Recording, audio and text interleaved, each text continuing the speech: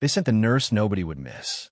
That's how Nora Brennan ended up alone in a mansion full of killers at midnight, hired to sit with a dying crime lord through his final hours.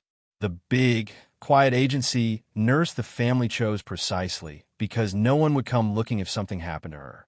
She thought it would be the saddest, longest night of her career. Just her, a dying old man, and the dark. She had no idea that before the sun came up, she would uncover a murder already in progress, drag a man everyone had written off back from the very edge of death, and walk out of that house holding the heart of the most dangerous man in Boston. This is how it happened.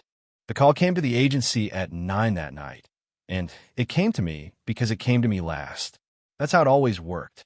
The good cases, the easy ones, the grateful families in the nice, clean houses. Those went to the pretty young nurses, the ones the agency liked to show off. The case nobody wanted came to Nora Brennan. It always did. I'm 38. I'm a big woman, soft, heavy, the kind of body the world has a lot of opinions about and very little kindness for. I've been a nurse for 16 years, most of them on nights, most of them with the dying, because somewhere along the way I learned that I was good at the thing almost nobody wants to do. I'm good at sitting with people at the end. I'm good at the hard, holy, unglamorous work of helping a frightened human being leave this world feeling a little less alone. It doesn't pay much. It doesn't come with anyone fighting to keep you. But it was mine, and I was the best at it. And on a cold, rainy night in Boston, I climbed into my old car and drove out to an address in the hills that turned out to be a wrought iron gate, a long black drive, and a mansion the size of a museum. The man who met me at the door had a gun under his jacket. I pretended not to notice. I've learned that pretending not to notice things is its own kind of survival. His name was Renzo, an old man, gray and tired, with kind eyes and a hard face. He was, I'd learned, the family's consigliere, which I didn't know, yet meant something close to the keeper of all the secrets. You understand whose house this is, he said quietly, leading me up a curving staircase. I understand it's a house with a dying man in it, I said. That's the only part that's my business. He stopped on the stairs and looked at me, and something in his face softened, just a little. Don Vittorio Lombardi, he said, the head of this family for 40 years. He has maybe hours left. The doctor says there's nothing to do but keep him comfortable. He paused. Most people are too afraid of this family to set foot in here. You came. Dying men aren't frightening, I said. It's the living ones you have to watch. Renzo almost smiled. You'll do, he said. He led me the rest of the way up in silence. At the top of the stairs, he paused with his hand on a heavy door and said, almost to himself, I've worked for this family 30 years. I've watched brave men walk into this house and lose their nerve right at this door. He looked at me, the heavy agency nurse with her worn bag and her sensible shoes. And here you are, not even sweating. Oh, I sweat plenty, I told him. I just don't let it pick my feet up off the floor. He huffed something that was almost a laugh and opened the door. The sick room had once been a grand bedroom. Now it was all hush machines and the smell of medicine and a great carved bed with a small old man drowning in the center of it. And it was full of people who did not love him. There was a doctor, Dr. Crane, smooth and silver and expensive, who barely glanced up from his phone to tell me. Comfort measures only. Morphine's running. Nothing to be done. Just sit with him so the family can say they had someone. He said it the way you'd talk about a piece of furniture. There was a woman, young, beautiful, poured into black like she was already in mourning though the man wasn't even gone. This was Celeste, the Don's wife.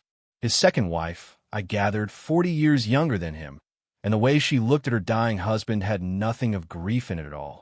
The way she looked at me had something worse. This is the nurse, Celeste said, looking me up and down with open distaste. God, they couldn't find one who fit through the door? A thin laugh. Well, I suppose it doesn't matter what she looks like. He won't last the night to see her. The room tittered the way rooms do. And then a voice from the corner, low, rough, exhausted, said, enough. I hadn't even seen him standing there in the shadows by the window. A tall man, maybe 40, in a dark suit, with his father's sharp eyes and a grief in his face, he was holding together with sheer will. When he stepped into the light, the whole room went quiet and still, and I understood without being told that this was the most dangerous person in the house. This was Massimo Lombardi, the Don's son. the man who would be king by morning. She came to do a job no one else would, Massimo said, his eyes on Celeste, cold as the rain on the windows. She will be treated with respect in this house, or the person who disrespects her will answer to me. He looked at me then, and for just a second the hardness cracked, and underneath it was just a son about to lose his father. "Thank you for coming," he said quietly. "Make him comfortable. Please." "I will," I said. "I promise you that." And I meant it. I had no idea, standing there, that keeping that promise would mean catching a murderer before dawn. They left me alone with him, eventually. Celeste swept out to her grief that wasn't grief. Dr. Crane went to rest in a guest room down the hall, leaving instructions not to be disturbed. The house went dark and quiet around me, and I did what I always do. I pulled a chair to the side of the bed, and I took the old man's hand, and I started to talk to him. "Hello, Don Vittorio," I said softly. "My name's Nora. I'm going to be with you tonight. You're not going to be alone. I want you to know that. People think the dying can't hear you. They're wrong. Hearing is the last thing to go." So I talked to him the way I talked to all of them, like he was a person, not a monster, not a legend, not a body in a bed. I told him about the rain. I told him about my drive up. I straightened his blankets, and I wet his lips, and I eased him onto his side when his breathing caught, and slowly, the old man's eyes fluttered open. And they were sharp, sharper than a dying man's eyes should be. "You're new," he rasped. "I am. You're not afraid of me." It wasn't a question. He sounded almost amused. "Everyone is afraid of me. 60 years, everyone afraid. Even my own wife." A long, rattling breath. "You're holding my hand like I'm somebody's grandfather. You are somebody's grandfather, aren't you?" A sound that might have been a laugh. "For time's over." His eyes drifted closed, then opened again, fighting. "Why are you kind to me, girl? You know what I am. I know you're a man who's scared and in pain and shouldn't be alone tonight," I said. "The rest of it isn't mine to judge. That's between you and God, and you'll be seeing him a lot sooner than I will." The old Don laughed then, a real one, wet and broken and delighted, and from the doorway behind me, a voice said he hasn't laughed in 3 months. Massimo was standing there. He'd never left. He'd been in the hall the whole time, listening to a stranger treat the terror of Boston like a frightened old man. "Sit with me?" I said gently. "He wants you close, even if he can't say it." And the most dangerous man in the city pulled a chair to the other side of his father's bed and sat down, and we began the long vigil together. There's a thing that happens in the small hours of a death watch. The world narrows down to one lamplit room. All the armor people wearing daylight comes off because there's no one left awake to perform for. Just the dying and the ones who love them, and the dark pressing on the windows. Massimo and I talked the way you only talk at 3 in the morning. He told me about his father, the real one, not the legend. The man who'd taught him to fish, who'd cried at his mother's funeral until he couldn't stand, who'd built an empire with his hands and never once, not in 40 years, told his son he loved him out loud, because men of his kind didn't have the words. I keep waiting for him to say it, Massimo admitted, staring at the old man's face. "I know he won't. I know he can't, but I keep waiting anyway." He looked up at me, this hard, dangerous man, suddenly young. "Is that pathetic?" "It's the least pathetic thing I've ever heard," I said. "It's just love. Love that never found its door." He was quiet a long time after that. Around 4 in the morning, the old man surfaced for a little while. The dying do that. They come up for air, lucid and clear, before they slip back under. Don Vittorio's eyes opened and found his son, and then found me, and a strange peace settled over his ruined face. "Look at the two of you," he murmured, "sitting up with an old monster like he's worth the trouble." His gaze settled on me. "My first wife was like you. Kind. The kind of woman who makes a hard man want to be a little less hard." His eyes slid to his son. "Don't make my mistake, Figlio. I spent so many years being the Don that I forgot to be the man. All of this, a weak gesture at the grand darkroom. None of it keeps you warm at the end. Only the people do. Only the ones who hold your hand when there's nothing in it for them." Then he drifted back under, and the room went quiet, and Massimo and I sat there in the lamplight, not quite looking at each other, both of us turning the old man's words over in the dark. He's never talked like that in his life, Massimo said softly. The end makes honest men of everyone, I said. It's the one mercy it offers. You're not what I expected, he finally said. When they told me they'd send an agency nurse, I expected someone who'd be terrified of us. Or worse, someone who'd be impressed by us. Everyone's one or the other. Afraid or hungry. He shook his head slowly. You're neither. You walked into a house full of killers, and the only thing you cared about was whether a dying old man was comfortable. I didn't know people like you still existed. We exist, I said softly. We just don't get noticed much. People look right past us. I smoothed the Don's blanket. Turns out being overlooked your whole life teaches you how to really see other people. Funny how that works. Massimo looked at me, then in a way no man had looked at me in a very long time. Not past me, at me. Like I was the only real thing in a house full of beautiful lies. But I almost didn't notice. Because right at that moment, holding Don Vittorio's wrist, counting his pulse out of pure habit, something underneath my hand had started to feel very, very wrong. I want to explain something about what I do, because it's the whole reason that old man is alive today. A good end-of-life nurse spends more hours at the edge of death than almost any doctor alive. Doctors see the charts. We see the people, hundreds of them, thousands of hours, the slow, honest rhythm of a body letting go.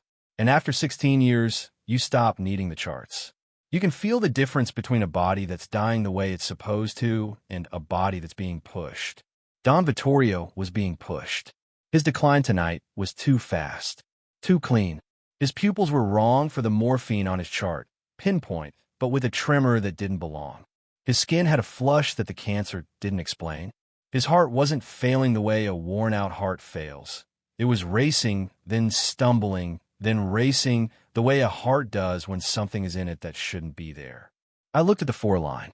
I looked at the little pump quietly doing its work. And I followed the line up to the bag, and I read the label, and the label said morphine, and the math on that label was a lie. The dose was wrong. Not comfort care wrong. Kill him by dawn wrong.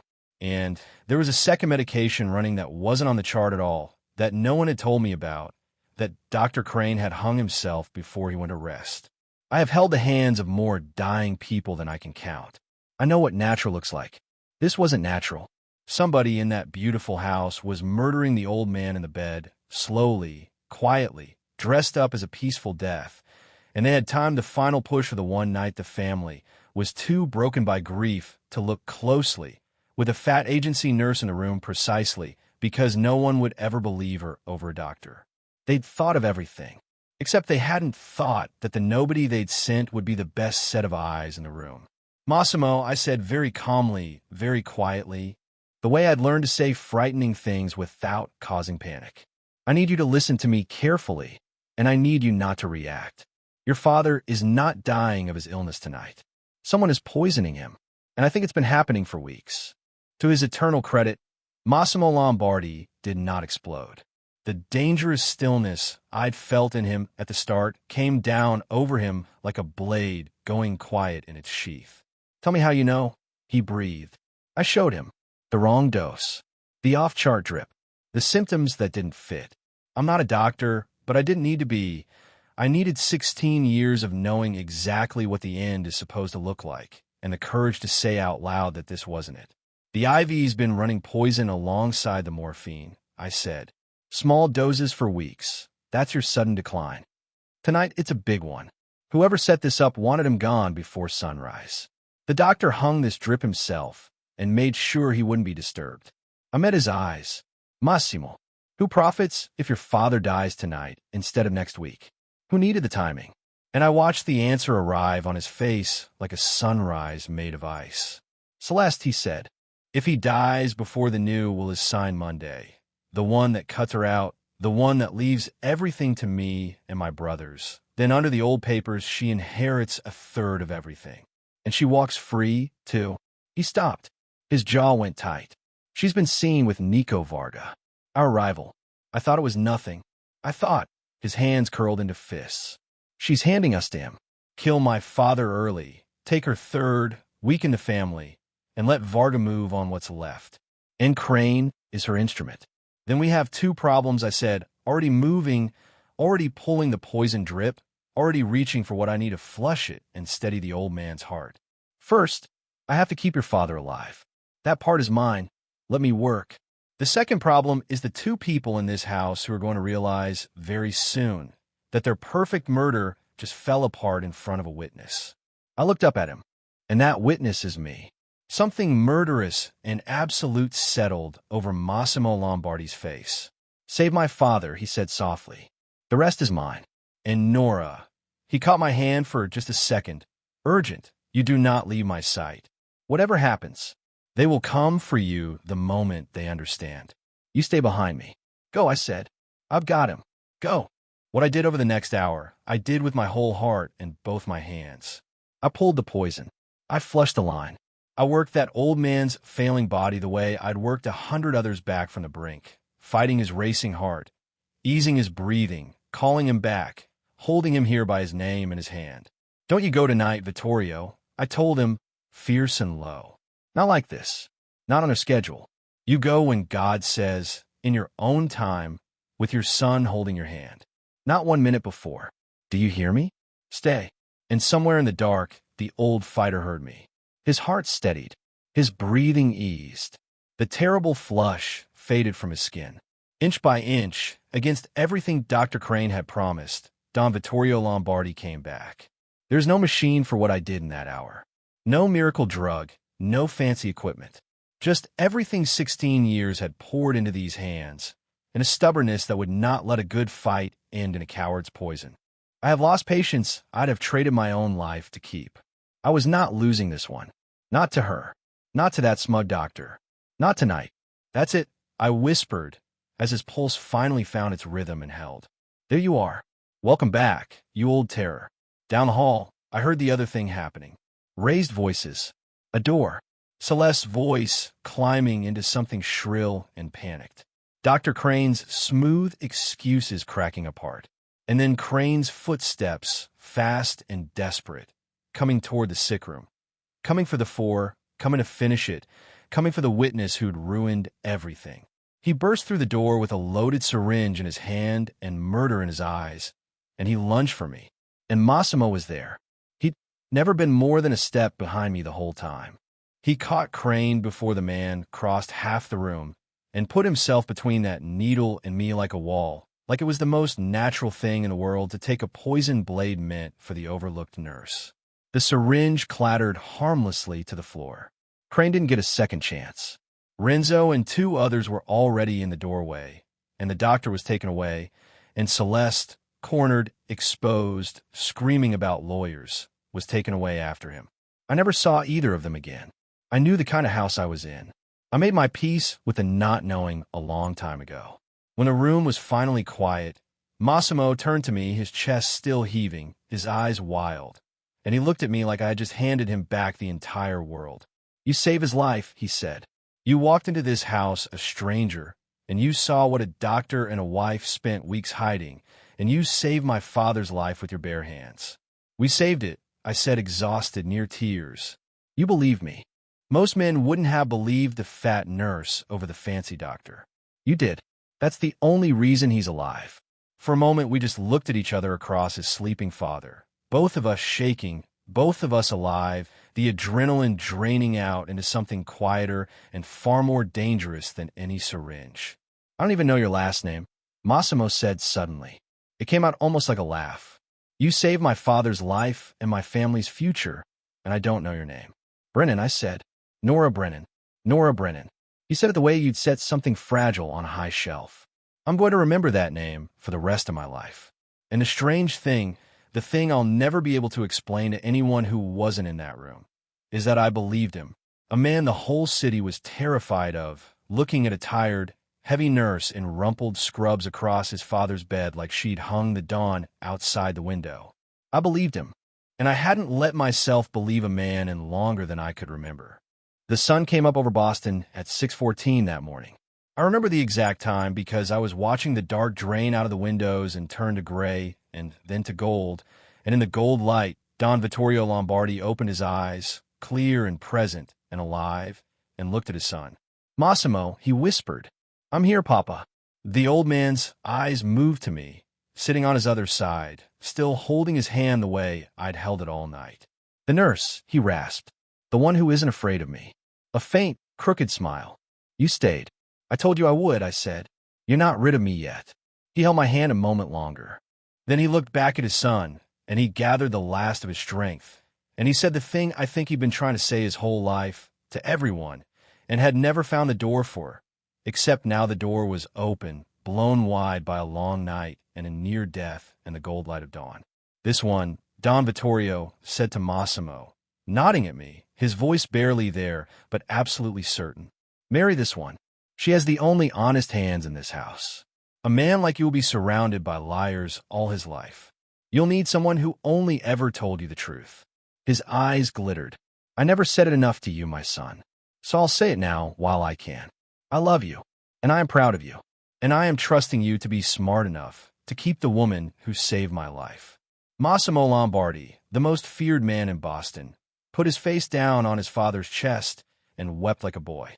And the old Don stroked his son's hair with a hand that, an hour before, had been an hour from the grave. And me? I just sat there in the dawn, holding on, the big, overlooked nurse nobody ever fought to keep, being looked at for the first time in my whole life like I was the most important person in the room. Because I was. Finally, I was. Don Vittorio lived. The poison hadn't won, and the cancer, against every prediction, gave him another 2 good years, long enough, as it turned out, to walk Massimo down to me at a small wedding in the garden of that same house, where the only people invited were the ones who'd been in that room the night everything changed. But that morning, in the gold light, before any of the rest of it, Massimo wiped his eyes, and he stood, and he crossed to my side of the bed, and he took both of my tired hands in his. "My father just told me to marry you," he said, with the ghost of a smile. "And I have learned, the hard way, never to ignore good advice." Then the smile faded into something deeper, something certain. "But I wouldn't need him to tell me, Nora. I watched you sit with a dying man everyone else was afraid of and treat him like he was precious. I watched you save his life when believing you cost me nothing but my pride and saved everything I love. I spent my whole life around people who wanted something from me. You only ever wanted to make sure an old man wasn't alone in the dark." He lifted my hands to his lips. "I am yours, however long it takes you to believe it. From this morning on, I'm yours." And as the sun rose over the house on the hill, the dying man's nurse, the one nobody would miss, found that somehow, against every odd in the world, she had become the one thing that the most dangerous man in the city could not live without. By dawn, he was hers, and he stayed hers for the rest of their lives.